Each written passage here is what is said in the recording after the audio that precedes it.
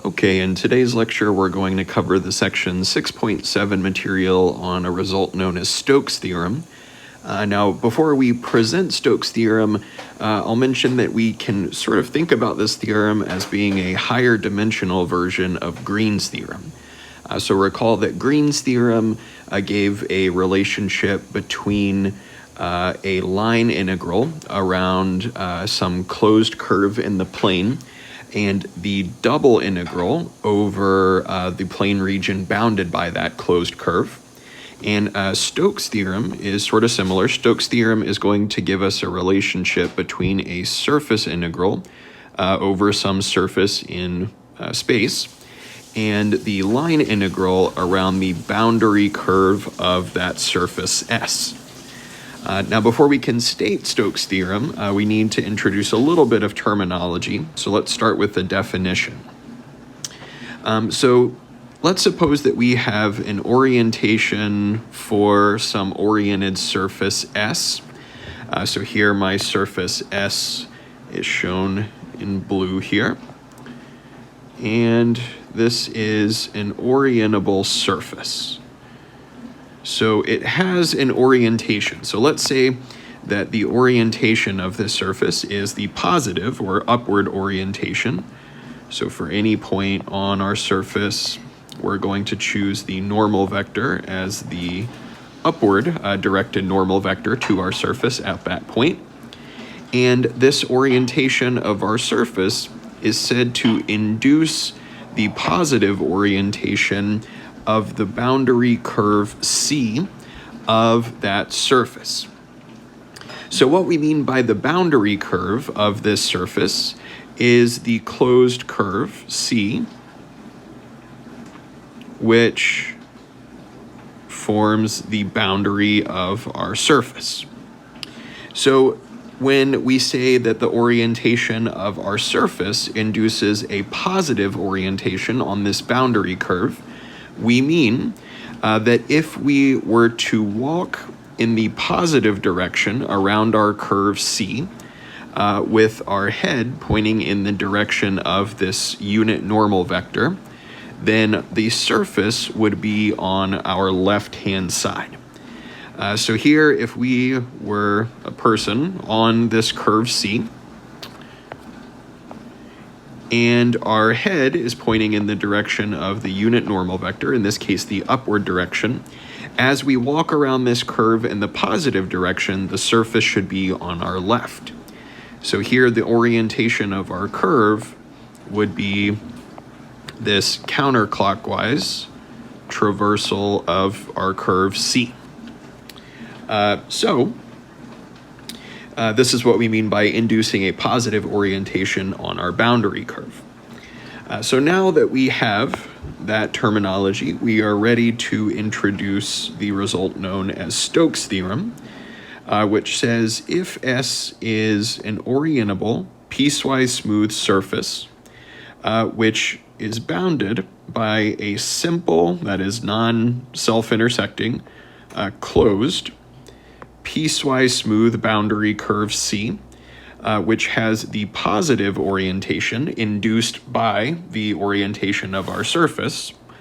And if we have a vector field F whose component functions have continuous partial derivatives on some open region in space that contains our surface, so that is our vector field F is relatively nice on our surface, its partial derivatives are all continuous, then we have the following result. The line integral of our vector field F along that boundary curve of our surface, that is the closed curve C, is equivalent to the surface integral over the surface S of the curl of that vector field with respect to surface area. So there's sort of two directions that we can apply Stokes' theorem. We can either make use of Stokes' theorem to rewrite a difficult line integral over a closed curve in terms of a surface integral over the surface which has that closed curve as its boundary curve. Or in the opposite direction, if we are trying to evaluate the surface integral of some vector field, which is known to be the curl of a vector field f, then we can convert that to a line integral over the closed boundary curve of that surface, and we would be integrating the vector field which had the integrand as being its curl. So we're going to present both directions in which we would apply Stokes' theorem throughout this section. We'll look at a couple of examples in both directions. So in our first example, we are told to use Stokes' theorem to evaluate the surface integral of the curl of the vector field f, where f is the field given here, over the surface S, which is defined to be the hemisphere. X squared plus y squared plus z squared is equal to 1, so that is a sphere of radius 1. And we're only considering non-negative values of z, so we're just looking at the upper hemisphere of that sphere. And this is oriented in the upward direction. So let's visualize the surface that we're working with here. In this example, we're working with the upper hemisphere of a sphere of radius 1. So this would be our surface S. And we're told that it has an upward orientation. So for points on this surface, we have an upward pointing unit normal vector. Now we're supposed to, in order to evaluate this surface integral, use Stokes' theorem. So we're going to convert our surface integral of the curl of a vector field to a line integral around the closed boundary curve of this surface S. So let's think about what the boundary curve of this surface is.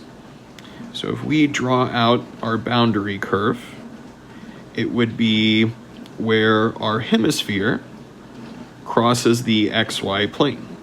That is the circle where x squared plus y squared is equal to 1, the unit circle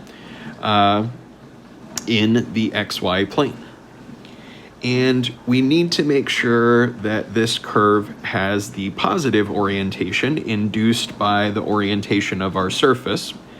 So as we saw earlier, well, if we have the upward orientation for our surface, then this boundary curve will be traversed in a counterclockwise direction to induce the positive orientation. So this is our curve C.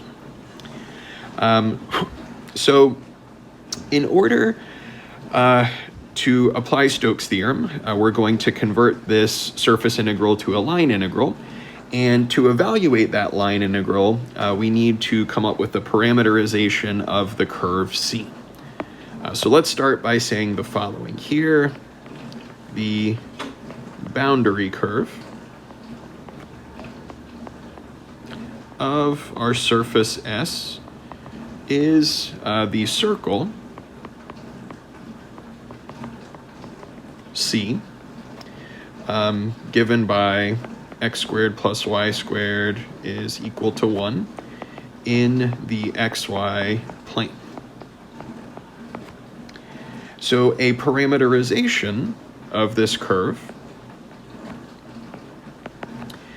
using polar coordinates could be given by the vector function r of t is equal to, well, our x component would be r cosine theta, or since this is a circle of radius 1, we would have 1 cosine of theta, or cosine t. Y, in terms of polar coordinates, would be r sine of theta, or r sine of t.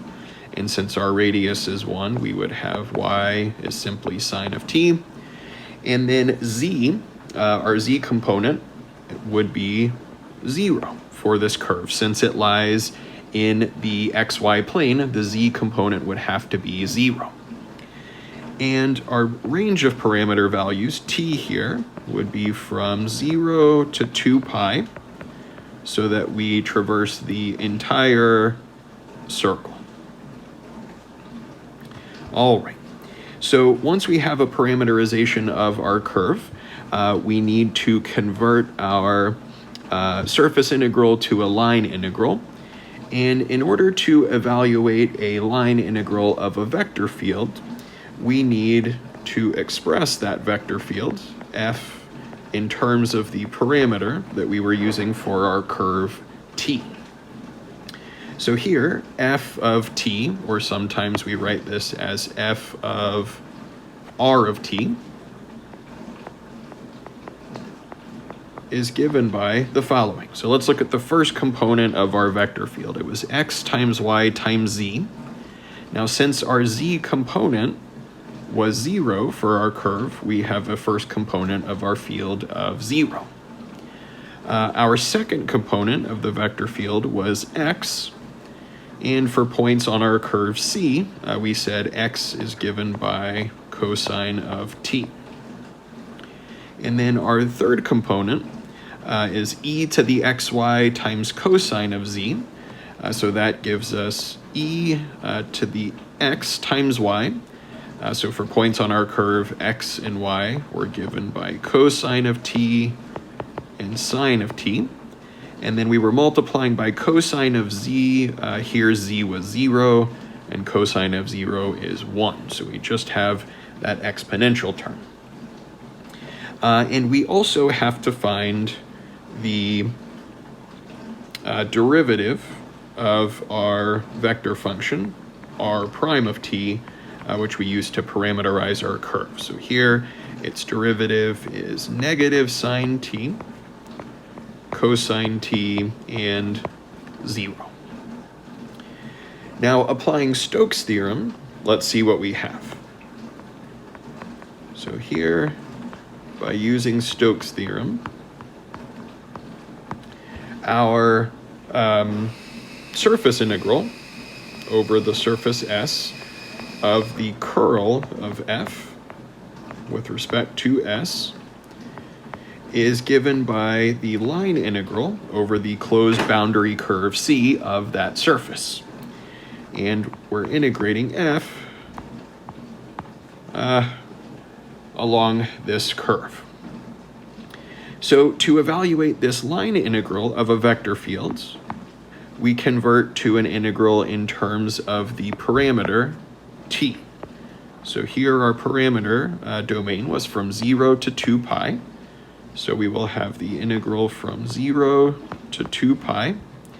And then we're looking at our integrand as the dot product of f and the derivative of r. So f in terms of t was given here. And the derivative of r, dr, is going to be given by r prime of t dt. So let's see what we have for this dot product. Multiplying the first components, we have 0 times sine of t, which is just 0, then plus cosine of t times cosine of t, which gives us cosine squared t. And then the product of our last components, this exponential e to the cosine t sine t times 0, gives us 0. So we're left with just cosine squared of t, integrating with respect to t on the interval from 0 to 2 pi. So to integrate cosine squared, we have to rewrite it as 1 plus cosine of 2t all over 2. And so for our antiderivative, we have t over 2 plus 1/4 sine of 2t being evaluated from 0 to 2 pi. So when we plug in 2 pi for t, we have 2 pi over 2, or pi, plus 1/4 sine of 4 pi, which is 0. And then we subtract what we get when we plug in 0 for t, which would give us 0 plus sine of 0, which is 0. So we are left with pi for the value of this surface integral. So here, if we review our work, we see that we were able to convert this surface integral to a line integral over the boundary curve by using Stokes theorem. Now, if we didn't have Stokes theorem, let's think about what we would have to do. To evaluate this surface integral directly, we would first have to find the curl of this vector field to get the new vector field. Then we would have to parameterize the surface S, that is this upper hemisphere, probably using spherical coordinates or cylindrical coordinates, and then evaluate the resulting surface integral of the curl of that vector field, making use of an iterated integral in terms of spherical coordinates. So it gets very tedious to do it directly, but by making use of Stokes theorem, we get a line integral over a closed curve, which works out to be much simpler. So let's look at another one, sort of similar.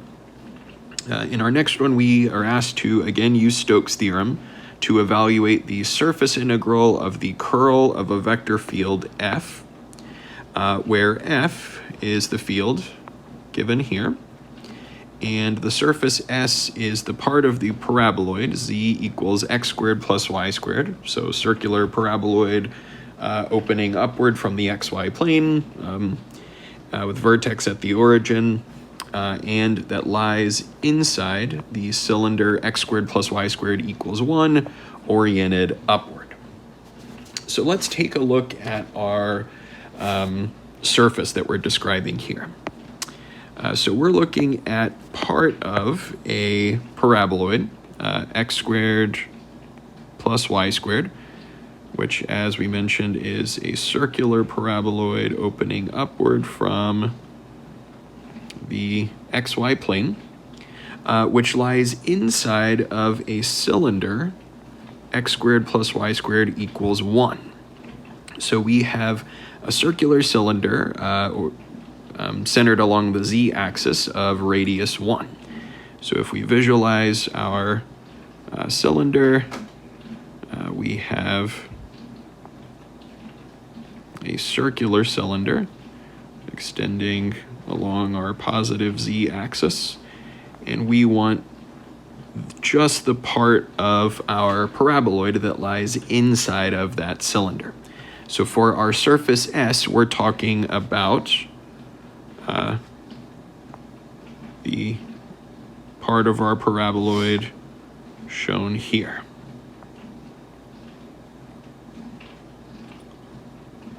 And we need to define the boundary curve of this surface. We were also told it's oriented upward.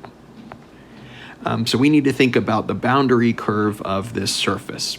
So here our boundary curve, C, would be this circle on the upper boundary of this surface S.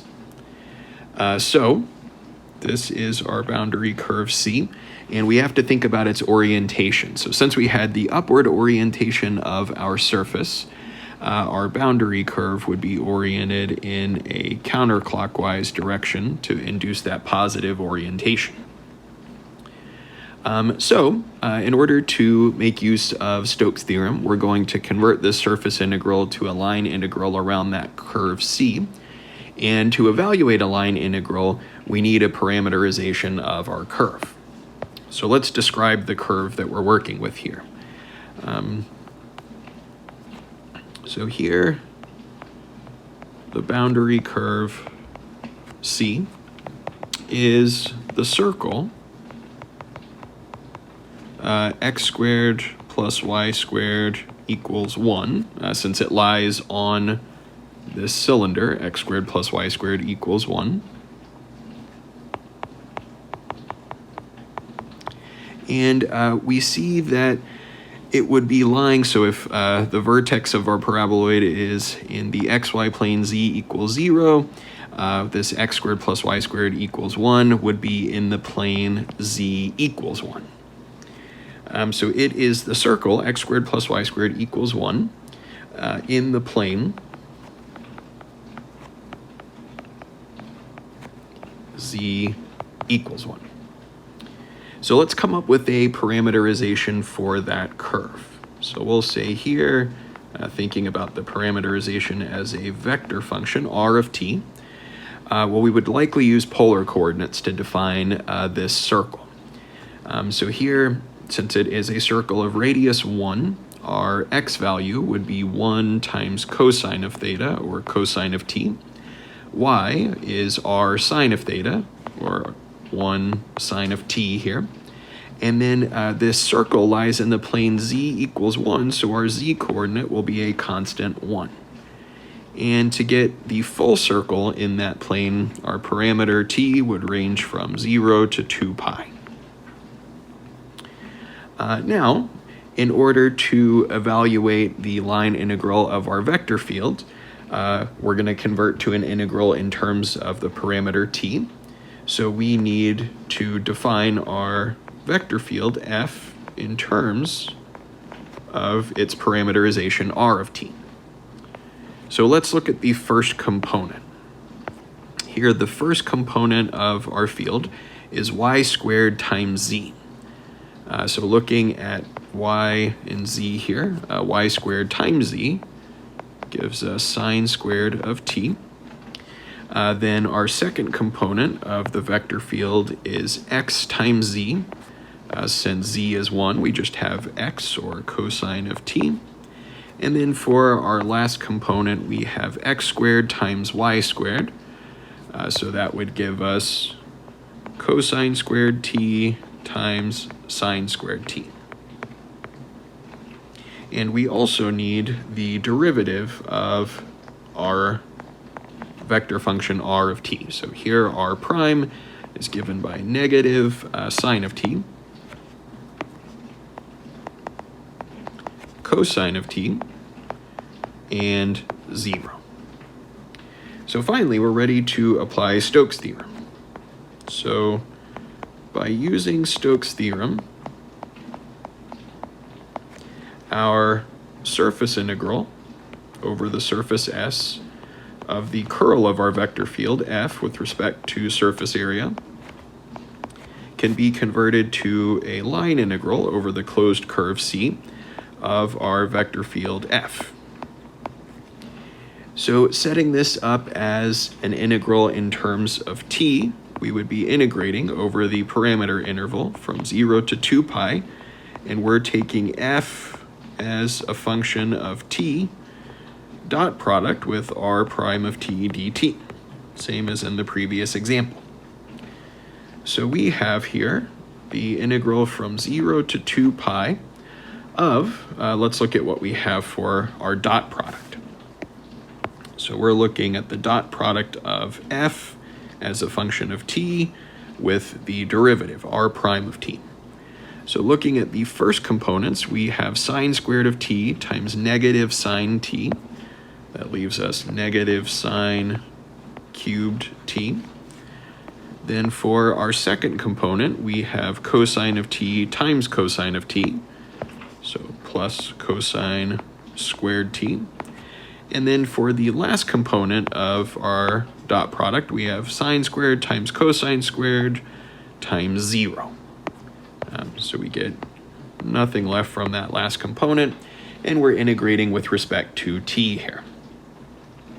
All right, so in order to evaluate the antiderivative, let's look at each piece individually. So to integrate sine cubed of t, we will factor out one factor of sine t, so we're left with sine squared t times sine of t. And to find the antiderivative of cosine squared of t, again, we're going to think of it as 1 plus cosine of 2t all over 2, and integrate with respect to t.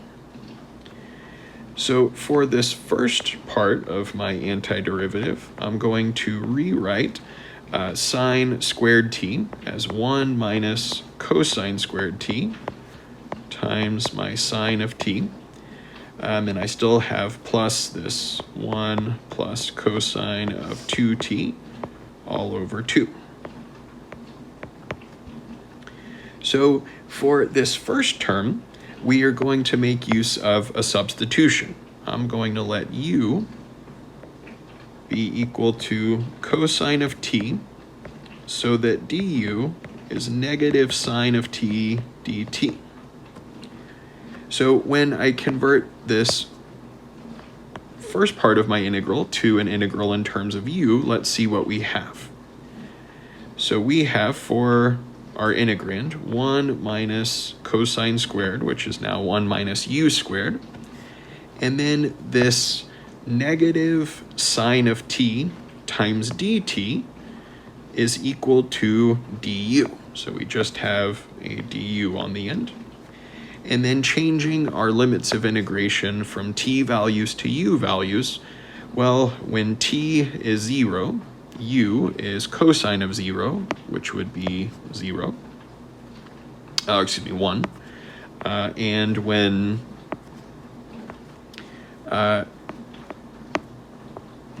u is equal to, or when t is equal to 2 pi, u is cosine of 2 pi, which is again 1. And then we are adding the antiderivative of 1 plus cosine of 2t over 2 gives us t over 2 plus 1/4 sine of 2t, integrating from 0 to 2 pi with respect to t. So this first antiderivative with respect to u, notice that we're integrating from 1 to 1. That is, we're integrating over a single point or an interval of 0 length. So this first integral gives us a value of 0.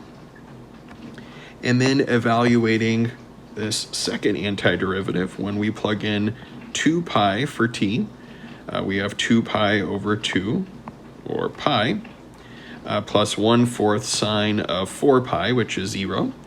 And then we subtract what we get when we plug in 0 for t, which would be 0 plus sine of 0, which is 0. So again, we're left with pi for the value of that surface integral here. All right.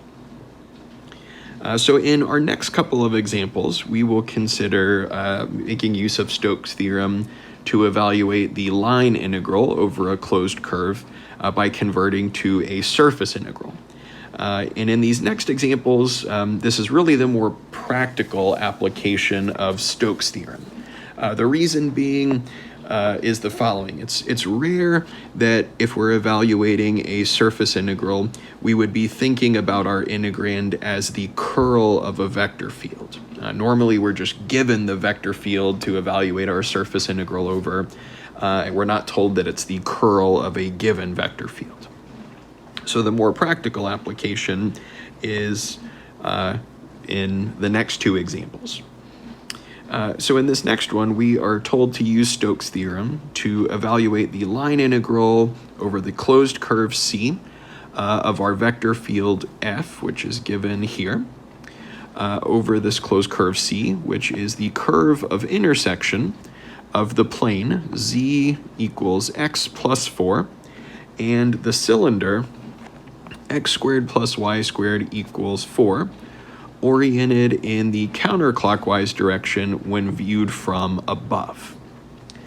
So let's see if we can sketch the graph of this curve that we're interested in. So here we were told that our curve is the curve of intersection of a plane, z equals x plus 4, and a cylinder. So let's start by looking at our cylinder. X squared plus y squared equals 4. So that is a circular cylinder centered about the z-axis of radius 2. So we have this cylinder opening along the z-axis. It's defined by x squared plus y squared equals 4, so of radius 2. And we're looking at the intersection of this cylinder with the plane z equals x plus 4. So notice here z is only dependent on x. It's constant with respect to y. And if z is equal to x plus 4, if we were to look at the trace of this plane with planes parallel to the xz plane, we get a line of slope 1 and y-intercept 4. So taking these cross sections, we get kind of a linear shape, and our circular cylinder would then intersect that plane in a curve, sort of an elliptical looking curve. Let's sketch it here. Something like this. So this is our boundary curve C. We use a different color to illustrate it. The boundary curve is this curve of intersection in that plane and the cylinder. And if we look at it from above, it has the counterclockwise orientation. So orientation of that curve shown here. So this curve lies in the given plane, z equals x plus 4, and on the cylinder itself. Now to evaluate this line integral directly, without using Stokes' theorem, we would have to parameterize this curve, which becomes very difficult. It's an ellipse, which does not lie in a horizontal plane. It lies in this plane, z equals x plus 4. So it becomes very difficult to come up with a parameterization of that curve to evaluate the line integral directly. So instead, we can make use of Stokes' theorem and relate the line integral about this curve to a surface integral over the surface S, which would have that curve as its boundary curve. So the surface S would be the part of this plane, z equals x plus 4, which lies within that cylinder. So here our surface S is shown here in green. It has that curve C as its boundary curve. And if we want C to have the induced positive orientation induced by this surface, well, since C was traversed in a counterclockwise direction, that means that the surface S would have the upward orientation for its normal. So in order to convert this line integral to a surface integral over S using Stokes' theorem, we need to first find the curl of this vector field. So our first step here is to calculate the curl of F. Now recall the curl is given by the cross product of the gradient operator with our vector field. So we're taking the determinant of a 3x3 matrix where our first row consists of the standard basis vectors I, j, k. Our second row consists of the partial derivatives with respect to x, y, and z. Those are the elements of the gradient operator. And our last row consists of the elements of our field, which were 2z, 4x, and 5y. So here, taking the cross product, we have, for our I component, 5 minus 0, so just 5.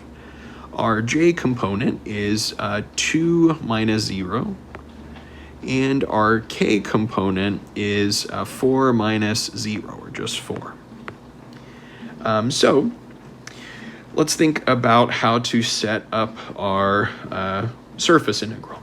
So here, as we've mentioned, the surface S that we're considering is the part of the plane z equals x plus 4 that lies inside the cylinder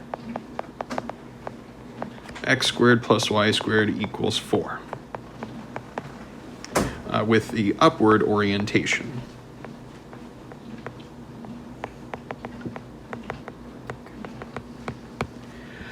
So making use of Stokes' theorem,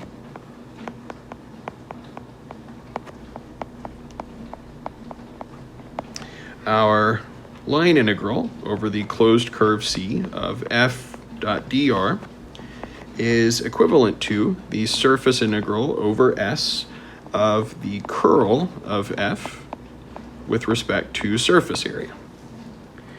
So here, to evaluate a surface integral of a vector field over some surface, or the flux of that field across this surface, recall that we had a formula for flux, which was given by the double integral over some plane region D of negative p times the partial of g with respect to x minus q times the partial of g with respect to y plus r integrated with respect to area, where p, q, and r are the elements of our vector field. In this case, the curl of f, which had components 5, 2, and 4. So these are p, q, and r here. And this g function, whose partial derivatives we're considering, is the function whose surface is our the graph of that function. So here we had the surface was this z equals x plus 4. So this is our g of xy function. So in order to set up this double integral for flux, we have the double integral over d of negative p, which was 5, times the partial derivative of g with respect to x would be 1. Then we have minus q, which is 2, times the partial derivative of g with respect to y, which is 0, plus r, which was 4. And we're integrating with respect to area. So this middle term cancels. We are left with the double integral over d of negative 5 plus 4, or negative 1, integrating with respect to area. So pulling out the negative, we have the double integral of 1 with respect to area. So recall that evaluating the double integral of the constant function 1 over a plane region D gives us simply the area of that plane region D. So let's think about what the region D is. Here, D describes the projection of our surface onto the xy plane.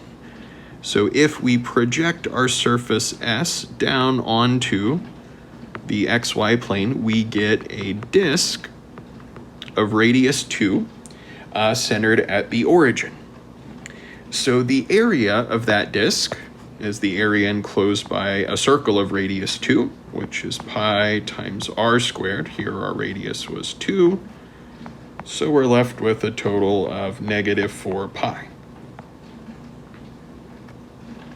All right, so of course we see here that this was, even though we had to evaluate a surface integral, which in general can be a bit difficult, this was easier than trying to find a parameterization for that strange curve C.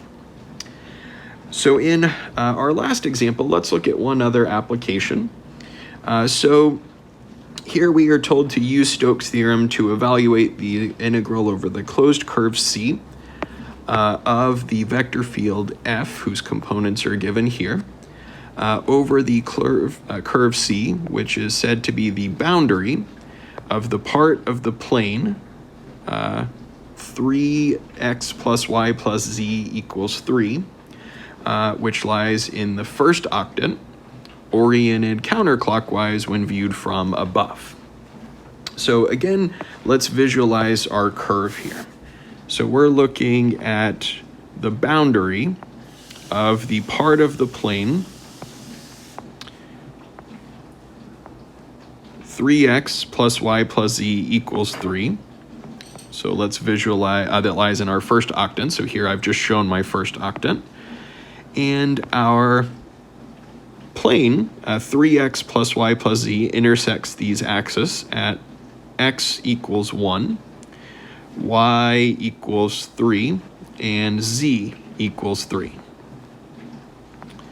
So we're looking at the boundary curve of the part of that plane oriented counterclockwise when viewed from above. So here, giving this the counterclockwise orientation, we have our curve C.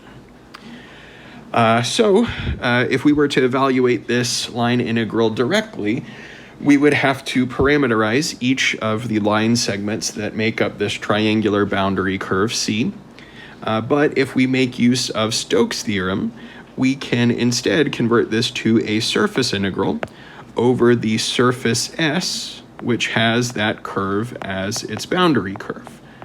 So here, our surface S would be the part of this plane, 3x plus y plus z equals 3, or z equals 3 minus 3x minus y, which lies in the first octant. So in order to make use of Stokes' theorem, we need to first find the curl of this vector field. So as with the last example, first we evaluate the curl of f, which is the determinant of the 3 by 3, whose first row consists of the standard basis vectors I, j, k. Our second row consists of the partial derivative operators. And our last row consists of the elements of f. Here, xz, 2xy, and 3xy. So looking at our cross product, we have for our I component 3x minus 0, so just 3x.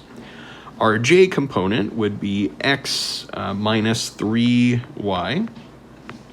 And our k component is 2y minus 0, so just 2y.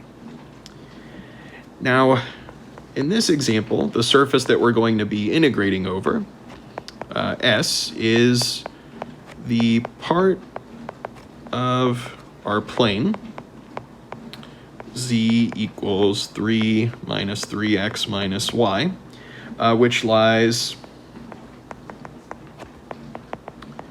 in the first octant, oriented upward.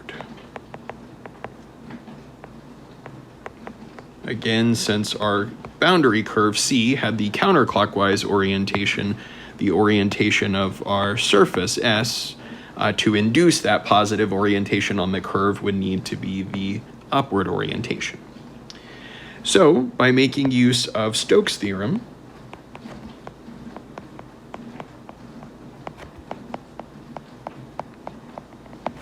the line integral over this closed curve C of f with respect to r is equivalent to the surface integral over the surface S of the curl of f with respect to surface area. So again, making use of our formula for flux, we can convert this to a double integral over a plane region D. And our flux formula was to take the negative of the first component of our vector field, P. So here our curl vector has components we'll call P, Q, and R, times the partial derivative of G with respect to X. So here the function G of XY, which defines my surface, is 3 minus 3x minus y. So we have negative of 3x times the partial derivative of g with respect to x is negative 3, minus q, which was x minus 3y, times the partial derivative of g with respect to y, which is negative 1, plus r, which is 2y, integrating with respect to area. So we then have the double integral over d of positive 9x plus x minus 3y plus 2y dA, or combining like terms, the double integral over d of 10x minus y with respect to area. So let's think about what this domain D is. D is the projection of our surface onto the xy plane. So when we project this part of the plane onto the xy plane, we're left with the triangular region. I'll sketch it to the side here. In the xy plane, which has a y-intercept of 3 and an x-intercept of 1. So this is our plane region D, which we can think of as a type 1 region where x ranges from 0 to 1 and y ranges from 0 to the equation of this line, which is 3 minus 3x. So setting up this double integral as an iterated integral, we have the integral with respect to x from 0 to 1, and with respect to y from 0 to 3 minus 3x of 10x minus y in the order dy dx. So taking our antiderivative with respect to y, we have 10xy minus 1/2 y squared, evaluating from 0 to 3 minus 3x, and then integrating with respect to x. So this gives us the integral from 0 to 1 of 10x times 3 minus 3x minus half of 3 minus 3x quantity squared, minus, when we plug in 0 for x, for y, we have 0. And then we integrate this result with respect to x. Now, in order to integrate this, we need to expand everything. So we have here the integral from 0 to 1 of, distributing our 10x, we have 30x minus 30x squared, minus half of, if we FOIL this out, we have 9 minus 6, or minus 9 minus 9 gives us negative 18x plus 9x squared, integrating with respect to x. So we have the integral from 0 to 1 of 30x minus 30x squared minus 9/2 plus 9x minus 9/2 x squared. Or grouping like terms by the power of x, well, we had 39x squared, or excuse me, 39x. We had a minus 30x squared minus 9/2 x squared. So that gives us minus 69 over 2x squared. And then minus our constant 9/2. So finally, finding our antiderivative, we have 39 over 2x squared minus 69 over 4, or 69 over 6, excuse me, x cubed, minus 9/2 x, evaluated from 0 to 1. So plugging in 1 for x, we have 39/2 minus 69 over 6 minus 9/2 minus, when we plug in 0 for x, we have 0. So we are left with, combining our halves, 30/2 or 15 minus 69 over 6, which reduces to 7 over 2. So here, again, we could have evaluated this line integral directly by coming up with the parameterization for each line segment over that triangular boundary region, but we see it's a little bit easier to convert this to a surface integral over the surface S, which is, or which has that curve C as its boundary.